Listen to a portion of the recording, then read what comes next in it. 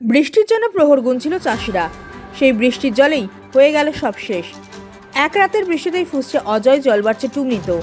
জলমগ্ন হাজার হাজার বিঘা চাষের জমি, নষ্ট বিঘার পর বিঘা কুমড়ো, পটল, বেগুন, উচ্ছে সহ নানান সবজি।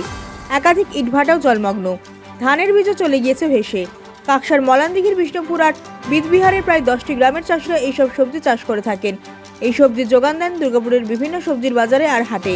বুধবার রাত থেকে প্রচণ্ড বৃষ্টিতে জল বেড়েছে অজয় আর টুমনিতে। সেই জলেই শেষ হয়ে গেল সব। চরম ভোদের মুখে কয়েক হাজার চাষি। মধুসূদন ঘোষ, দিলীপ মল্লিক নামের চাষিরা কি জানিয়েছেন আসুন শুনে নিন। বিরাট সমস্যা।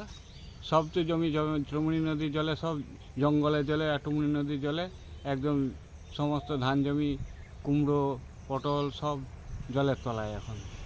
তাও এখন মোটামুটি আমাদের অবস্থা খুবই খারাপ। কত বিঘা জমি হবে এখন জলের তলে? 1000 বিঘে জমি হবে। এখন কি কি সবজি ছিল? সবজি ছিল কুমড়ো, আমার নিজের কুমড়ো ছিল 1 বিঘা।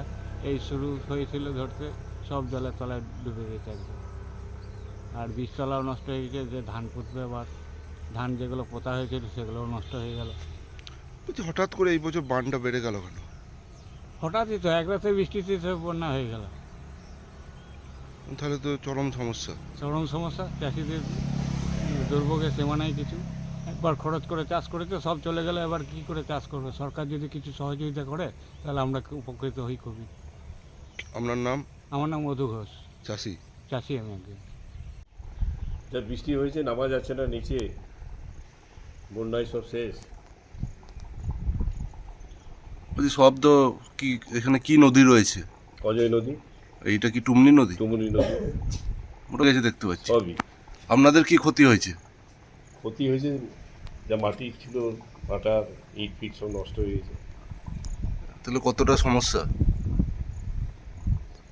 আর সম্পূর্ণ সমস্যা।